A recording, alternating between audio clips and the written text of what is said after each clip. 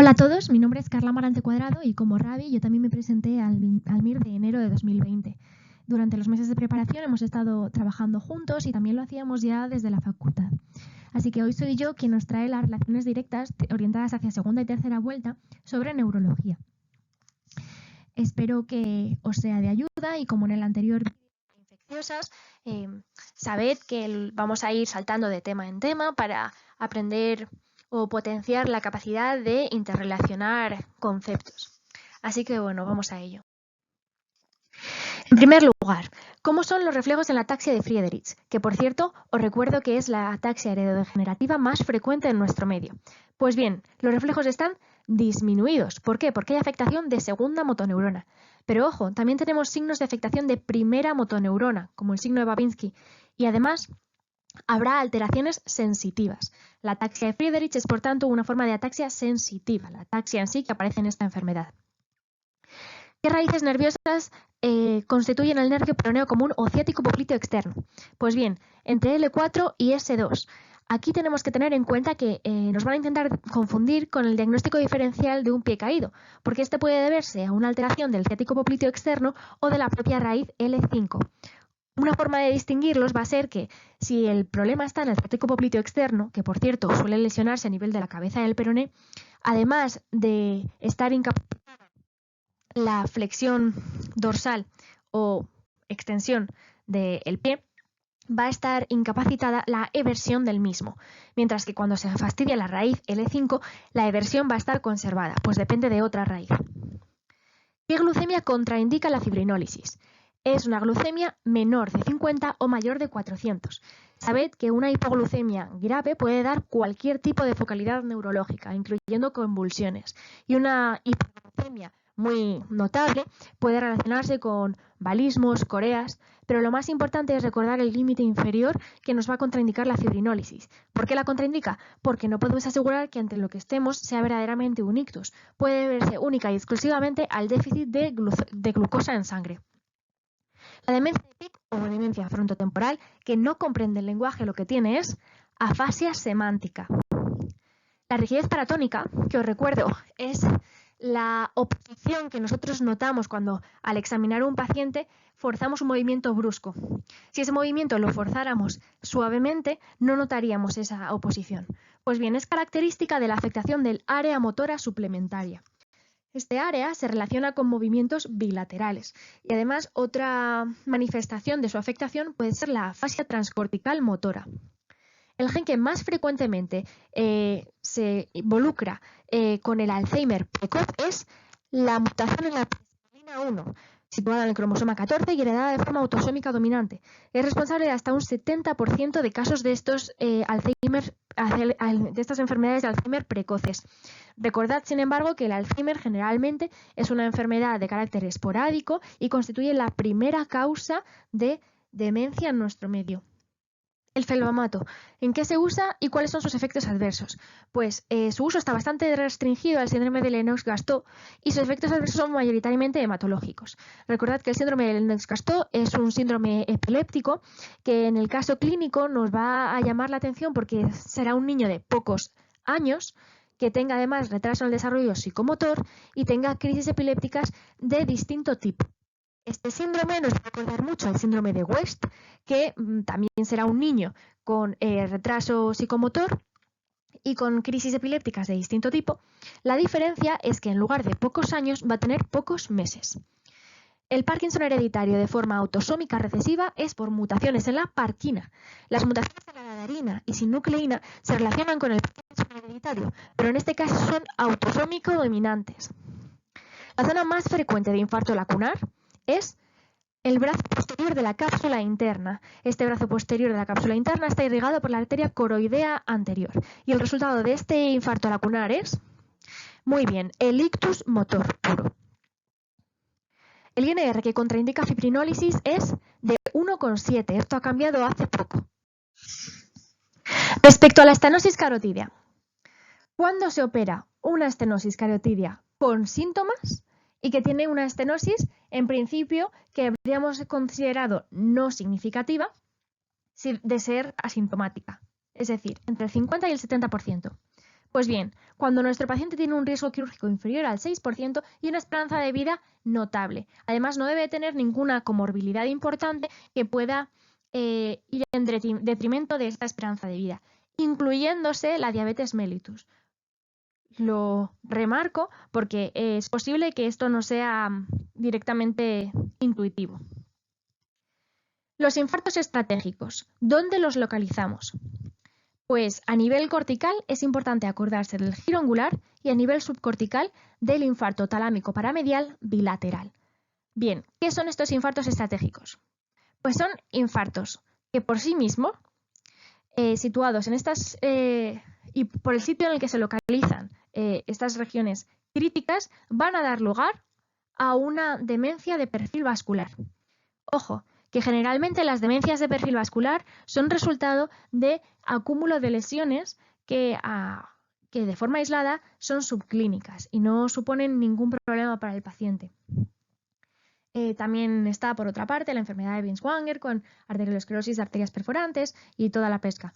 Pero estos infartos, aunque sean raros como causa de demencia de perfil vascular, es importante recordarlos por lo característicos que son. ¿Qué ictus solo se van a anteagregar? El trombótico, el lacunar, el idiopático y el establecido. El hematoma profundo que preserva la conciencia es el cerebeloso. Los otros hematomas profundos, es decir, putaminal, talámico, pontino, generalmente cursan con una disminución de la conciencia. Además, hay que recordar que el hematoma cerebeloso, siempre que se cumplan unas determinadas condiciones de tamaño, de deterioro neurológico progresivo, pues de que el paciente tenga un perfil determinado, va a ser de los hematomas profundos el único que consideremos para drenaje quirúrgico. El parkinsonismo que aparece con una demencia inicial no es una enfermedad de Parkinson clásica. Nos debe hacer pensar en otro tipo de parkinsonismos, como son la PSP y la demencia de cuerpos de Lewy. En la enfermedad de Parkinson clásica o esencial, como queráis llamarla, la demencia aparece de forma tardía, pasados 15-20 años del diagnóstico, y no aparece en todos los pacientes. ¿Cuándo se hace cirugía en una estenosis carotídea significativa asintomática? ¿Por qué pongo stetentosis? Para que recordéis que se considera la cirugía en la carótida asintomática que está estenosada en un 70 o más porcentaje. Stetentosis asintomática, recordadlo bien. Pues bien, tenemos que ser más exigentes. El paciente tiene que tener un riesgo quirúrgico muy bajo y una edad inferior a 80 años. Pupila de Argyll-Robertson. Debemos asociarla a la sífilis. ¿Dónde se localiza esta lesión? Se relaciona con alteraciones a nivel del mesencéfalo rostral. Ojo, entendemos el mesencéfalo que está más superior, rostral como opuesto a caudal. La pupila de Argyll-Robertson, como diré más adelante, por lo que se caracteriza es porque tiene una disociación luz cerca. Es decir, no hay respuesta de miosis ante el estímulo luminoso, pero sí ante el reflejo de acomodación. Como decía una profesora nuestra de neurología, hay que recordar que estamos en el cine. En el cine no hay luz, no hay miosis ante el estímulo luminoso, pero sí hay acomodador.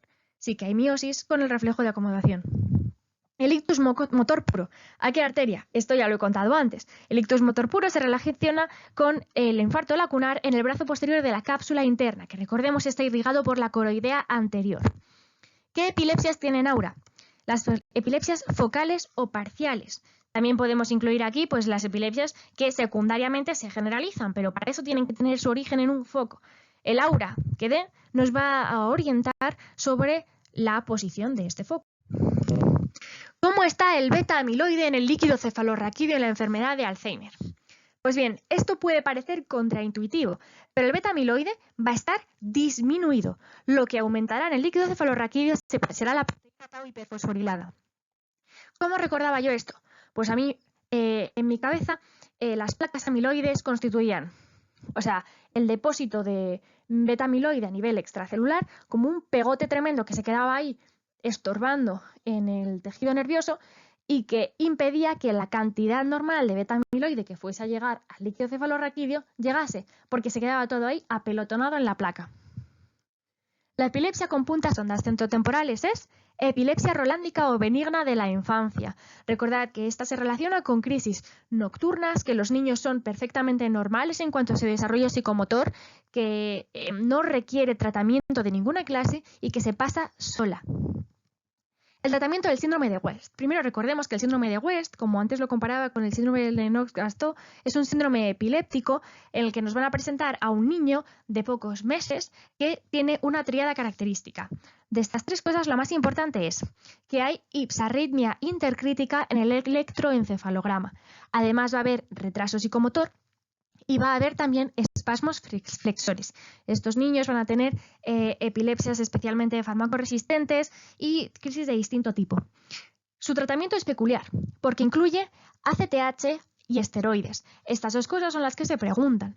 También hay vigabatrina, que tiene un uso muy restringido, valproato, que como recordáis seguramente es, por así decirlo, el fármaco antiepiléptico de amplio espectro para crisis generalizadas.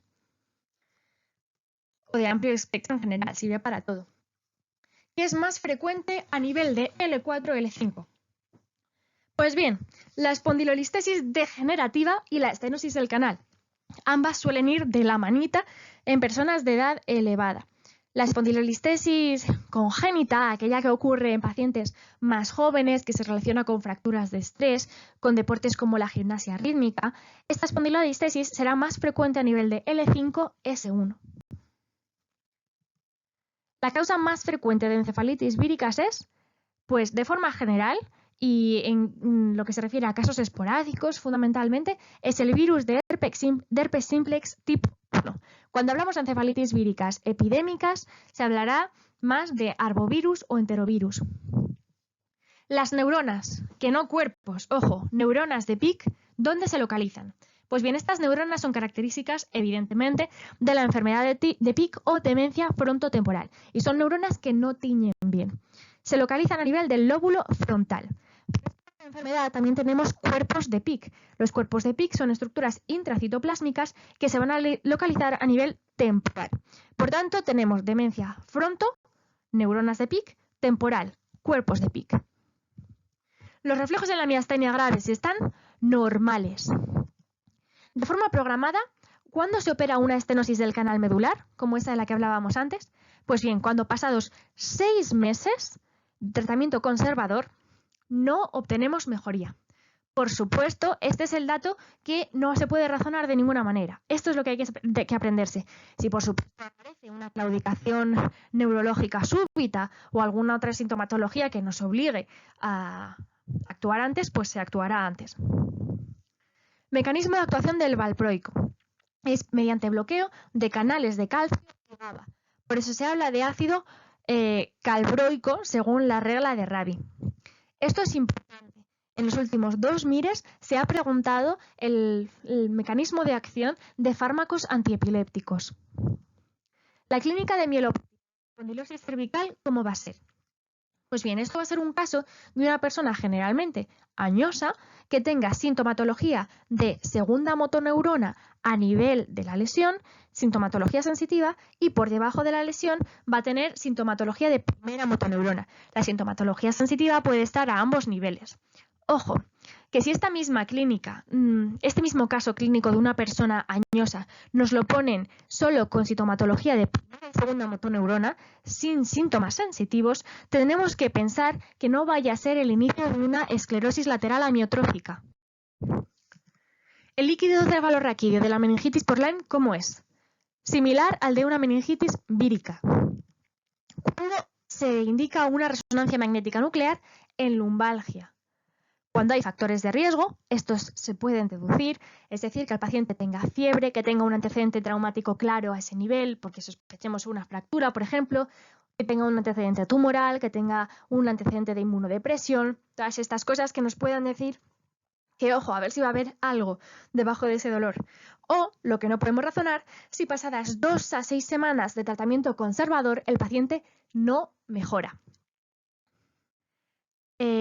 Atención, porque aquí, si en las opciones de nuestra pregunta nos ponen que han pasado, ponte, 5 semanas que el paciente no mejora y te ponen ¿cuál es la forma de actuar a continuación? Y te ponen la primera. Prescribir una resonancia magnética nuclear de nivel lumbar. Y tú te quedas tan ancho con eso. Pero es que la cuarta opción es reevaluar al paciente, estás cometiendo un grave error. Esto ya para, en general, a la hora de responder preguntas. Lo primero que habrá que hacer si pasado este tiempo no mejora con el tratamiento conservador es reevaluar al paciente y probablemente a partir de esa reevaluación indicar una prueba complementaria que de elección será la resonancia magnética lumbar. Afasia junto a parafasias del tipo de monígrafo en lugar de bolígrafo corresponde a una afasia de conducción. Un parkinsonismo farmacológico se define por las dos S, es decir, es simétrico y sin temblor. Va a predominar la rigidez y evidentemente revertirá con la retirada del fármaco. La fístula dural más frecuente lo es con el seno transverso. La edad que nos debe preocupar en una lumbalgia es aquella por debajo de 20 años o por encima de 55 años para el primer episodio.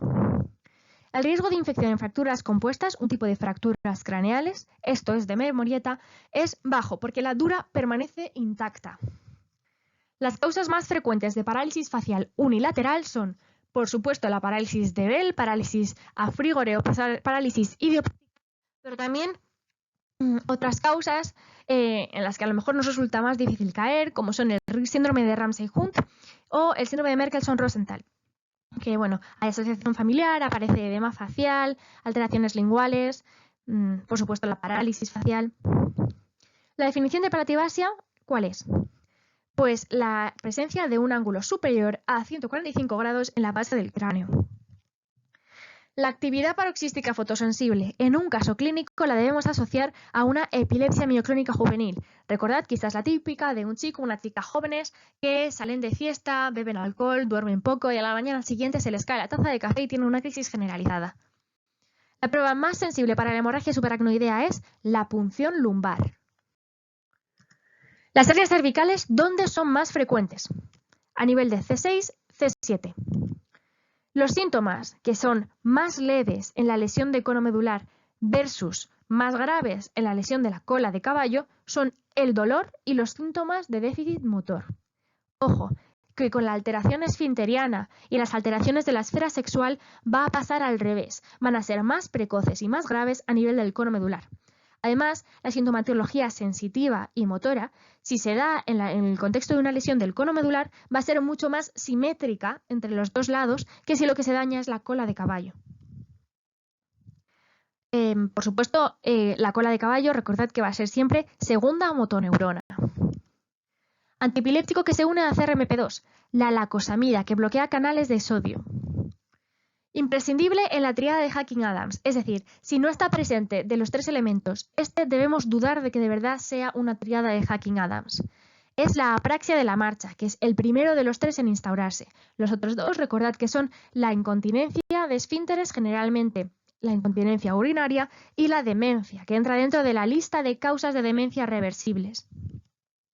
La ataxia, que aparece en un paciente de 20-40 años, junto a nistagmo, oftalmoplegia, y puede acompañarse de piramidalismo, debe hacernos pensar en una ataxia espinocerebelosa de tipo 3 o enfermedad de Machado-Joseph. Esta es autosómica dominante, aparece de forma inconstante en cuanto al momento entre la tercera y quinta década de la vida, o sea, de los 20 a los 40 años. Cuidado que con esto de calcular las décadas, esto ya un consejo en general, en el MIR del 2020 hubo una pregunta bastante controvertida sobre la arteritis de la temporal, en este caso, en el que se liaban con las décadas y no estaba seguro si es que habían escrito mal la opción o que se estaban equivocando en otro punto. Pues bien, retomando la enfermedad de Machado-Joseph, esta es la ataxia espinocerebelosa más frecuente de nuestro medio. Una historia que nos cuentan y parece un brote de esclerosis múltiple, por ejemplo, nos cuentan que un paciente diagnosticado de esclerosis múltiple empieza pues con distinta sintomatología neurológica de nuevo, pero que este brote, entre comillas, incluye convulsiones, afasia o alteración de cualquier otra función superior, nos debe hacer sospechar que no vaya a ser una leucoencefalopatía multifocal progresiva. Recordad que el tratamiento de la esclerosis múltiple y la esclerosis múltiple en sí se relacionan con esta enfermedad y aquel al que le dan más protagonismo en general es el natalizumab, pero evidentemente no es el único. Además, recordad que la serología, la positividad en líquido cefalorraquídeo para el virus JC es muy, muy elevada en la población adulta. La alexia sin agracia debemos saber que se debe a una lesión occipital dominante, es decir, que dependa de la arteria cerebral posterior. Esta lesión se sitúa concretamente a nivel del rodete o esplenio del cuerpo calloso. Aquí puntualicemos. En diestros, la dominancia va a ser en un 90 y tantos, casi 100% básicamente de los casos, de izquierda. Y en un paciente zurdo, la dominancia va a ser en un 70% de los casos izquierda. Por tanto, nos digan que el paciente es zurdo o diestro, nosotros de primeras tenemos que asumir que la dominancia va a ser izquierda.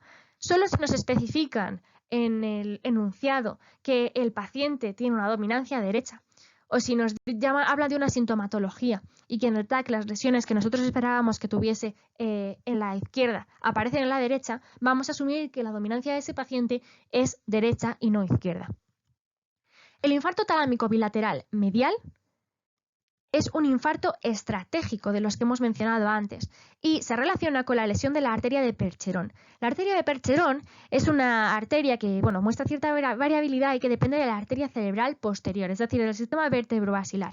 Como vemos aquí en el recuadro del tipo 2B, que es donde mejor se entiende, veríamos una única arteria que luego se divide en dos para pasar a irrigar las partes internas de cada uno de los tálamos. Evidentemente, se intuye que si se corta el riego sanguíneo a nivel de la parte común, el daño sería bilateral y bastante simétrico. La demencia. Aquí una serie de asociaciones más rápidos. Demencia más corea nos debe hacer pensar en Huntington. Pongo Huntington porque es en el cromosoma 4 donde está la proteína huntingtina. Aquella que por acumulación de tripletes y que se hereda de forma autosómica dominante da lugar a la patología.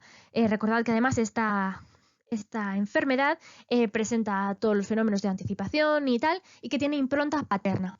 Demencia y epilepsia debe hacernos pensar en enfermedad de la fora o epilepsia mioclónica progresiva. Demencia y migraña, un caso de un paciente relativamente joven, de entre 30 y 50 años, que tiene historia de migrañas y que empieza con síntomas y signos que sugieren una demencia, nos debe hacer pensar en un CADASIL. El CADASIL es autosómico dominante y se debe a una mutación en el gen NOTCH3. La demencia con mioclonías debe ponernos en la pista de una posible encefalopatía priónica. Una neuropatía desmielinizante va a tener una serie de características de forma general en el electroneurograma. Estas son que se conserva la amplitud de los potenciales, pero disminuye la velocidad de conducción y aumentan las latencias tardías. Si esta desmielinización ocurre a parches, es decir, no es homogénea, además aparecen otros fenómenos como dispersión de bloqueos. Para poner un ejemplo de homogénea, estaría la enfermedad de Charcot-Marie-Tooth de tipo 1. Y un ejemplo de no homogénea sería la neuropatía sensible a la compresión, que es también de agrupación familiar y que es, digamos, una excepción. Las neuropatías heredadas o hereditarias generalmente son homogéneas. Si estuviésemos ante una neuropatía axonal, el electroneurograma lo que mostraría anómalo sería la amplitud de los potenciales y el resto de cosas, suponiendo que la vaina de mielina está íntegra, estarían normales. Una cefalea occipital, añado, que empeora con el Valsalva y se acompaña de un nistagmo vertical, debe hacernos sospechar en un paciente de edad pediátrica o adulto joven en una malformación de Arnold-Chiari tipo 1, que, recuerdo, se debe al descenso de las amígdalas cerebelosas por el foramen magno y que se asocia a siringomielia en la juventud. El neurotransmisor que más bajo está en la enfermedad de Alzheimer es la somatostatina, pero ojo, que el que es responsable por estar bajo de más clínica es la acetilcolina. Por eso en el tratamiento se utilizan inhibidores de la acetilcolinesterasa. Recordad que de momento no disponemos de ningún tratamiento comercializado que modifique la historia natural de la enfermedad de Alzheimer. Las epilepsias que debemos asociar con las crisis nocturnas son, como he dicho antes, la rolántica, que es típicamente infantil y benigna, y la frontal. El único movimiento que conservamos ante un síndrome del 1,5, este síndrome es un poco complejo de explicar y quizás se merezca una perla u otro vídeo. Me plantearé hacerlo más adelante. Pues el único movimiento que permanece conservado es la abducción del ojo contralateral. Es decir, si tenemos un síndrome del 1,5 derecho, lo único que podemos hacer en cuanto a nuestra mirada horizontal va a ser mirar con el ojo izquierdo hacia la izquierda. Directas exclusivamente de tumores del sistema nervioso. Diréis probablemente que es un tema bastante específico, pero yo creo que son palabras o frases cortas bastante claves que si las conoces, si eres capaz de reconocerlas, te resulta la pregunta súper fácil y en cambio, si no has dedicado tiempo a memorizarlas, la pregunta es imposible. Tendrás que hacerla a voleo prácticamente. Así que vamos a ello. El astrocitoma pilocítico nos van a mencionar que tiene fibras de Rosenthal. Pongo el Ros en mayúscula para que os acordéis del astrocitoma. Los tumores embrionarios, como puede ser el meduloblastoma, tienen rosetas de Homer-Wright. Aquí está la regla mnemotécnica que a mí me enseñó Ravi, que es, bueno, a mí me parece buenísima. Es baby Homer, baby porque son tumores embrionarios, Homer por las rosetas de Homer-Wright. Espero que os sirva. Aquí tenéis una foto de las rosetas de Homer-Wright. El sonoma vestibular va a tener fibras de Antoni. El pineocitoma va a tener rosetas de Borit. A mí lo de Borit no me entraba en la cabeza, así que decidí modificarlo a Borat y me puse una foto en mis tarjetas de Anki de este señor. Aquí está Borat con su pineocitoma. El resto ya os lo podéis imaginar. El quiste coloide tiene material Pas positivo. El linfoma tiene infiltrado linfoide perivascular. Esto quizás sea más evidente, pero bueno, yo lo tenía también en las tarjetas gracias a Ravi. El cordoma tiene células fisalíferas. Las células fisalíferas tienen burbujas en su interior. Significa literalmente eso. El ependimoma tiene rosetas ependimarias y en su centro se tiñe con ema. Esta es la principal diferencia con las rosetas de Homer-Wright, porque en lo demás van a ser muy parecidas. Y ahora dos reglas mnemotécnicas. Primero, la de come purito. Come purito contiene todos los tumores que dan metástasis cerebrales, especialmente hemorrágicas. Son el coriocarcinoma, el melanoma, el pulmón, el riñón y el tiroides. Megotea son los tumores que dan metástasis por goteo. Dentro del propio son tumores del sistema nervioso central que dan más metástasis a nivel del sistema nervioso central. Constituyen el grupo, el meduloblastoma, el ependimoma y los tumores germinales. Tienen la particularidad de que además del tratamiento de cada uno de estos, requerirán dar radioterapia del neuroeje. Y ahora, atención, una serie de errores tontos que a lo mejor son más evidentes, pero que a nosotros por H o por B se nos resistieron y consideramos que es importante o merece la pena contarlo.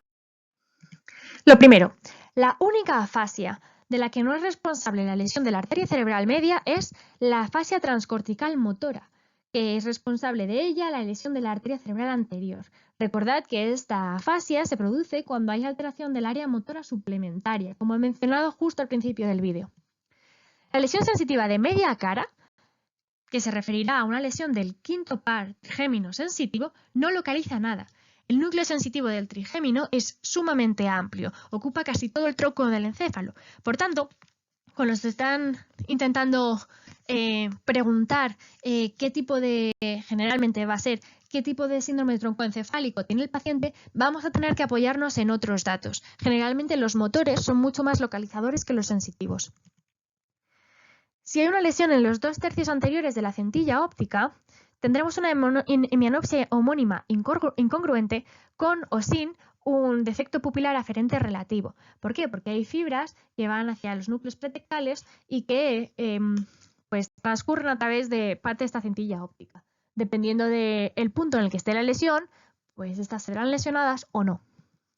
Si pierdo el campo visual derecho, lo que tengo es una hemianopsia homónima derecha. Una hemianopsia homónima solo la podemos tener con una lesión retroquiasmática, es decir, desde la cintilla óptica hasta el lóbulo occipital. Cuanto más lejos del quiasma óptico esté la lesión, más congruente, más uniforme e igual para los dos ojos va a ser esa hemianopsia homónimo. Una lesión del nervio óptico, por el contrario, casi no altera el campo visual. ¿Por qué? Porque el ojo cuyo nervio óptico esté sano no va a tener, va a estar sano y va a tener un campo visual derecho y un campo visual izquierdo. El problema es que se verá sobre todo afectada la visión estereoscópica, porque para ella necesitamos pues, que los dos ojos y los dos nervios ópticos estén bien funcionantes. La ataxia de Friedreich te mata del corazón. Hay alteraciones cardíacas que al final dan lugar a una insuficiencia cardíaca y es la principal causa de mortalidad en estos pacientes. Por el contrario, la distrofia de Duchenne, aunque también cursa, entre otros, con miocardiopatía hipertrófica, va a matar por la insuficiencia respiratoria. O sea que Friedreich corazón y Duchenne pulmón. El síndrome de Wallenberg no afecta ni al duodécimo par, ni a la vía piramidal, ni al lemnisco medial. Ojo, nos pueden decir que el síndrome de Wallenberg tiene una ataxia, pero esa ataxia lo será por la alteración de los núcleos vestibulares, no por la alteración de la vía sensitiva propioceptiva, porque el lemnisco medial permanece intacto. La ataxia no es una función superior. La ataxia es sinónimo de torpeza. La afectación de funciones superiores nos va a dar afasia, apraxia o desobediencia y agnosia. Ni la enfermedad de Parkinson esencial ni la enfermedad de Alzheimer tienen piramidalismo de forma inicial. Otra cosa es que pasado el tiempo, con los años, se acaban alterando también otros niveles del sistema nervioso. El ictus por fibrilación auricular que anticoagulas no requiere antiagradación el primer mes. Otra cosa es que esperes un tiempo, 48 horas, a veces algo más, para anticoagular el ictus debido a fibrilación auricular. ¿Por qué? Porque generalmente estos ictus pueden ser extensos y van a tener mayor riesgo hemorrágico. Así que bueno, esto ha sido todo, chicos. Espero que os haya sido de ayuda, de verdad. Muchísimas gracias por vuestra atención. Solo recordaros que por favor sigáis a Ravi en las redes, que es muy activo, sobre todo en Twitter, donde tiene preguntas interactivas, tiene videocomentarios de estas preguntas, distintas perlas, consejos, en general todo orientado hacia el estudio de la medicina desde el punto de vista MIR. Y ahora también en Instagram, donde pronto va a empezar a meter más contenido de forma regular. El repaso de cuarta vuelta, por ejemplo, lo colgará en Twitter, como ha hecho con el de otras asignaturas. Y nada. Hasta la próxima, chicos, y muchísimo ánimo en vuestro estudio.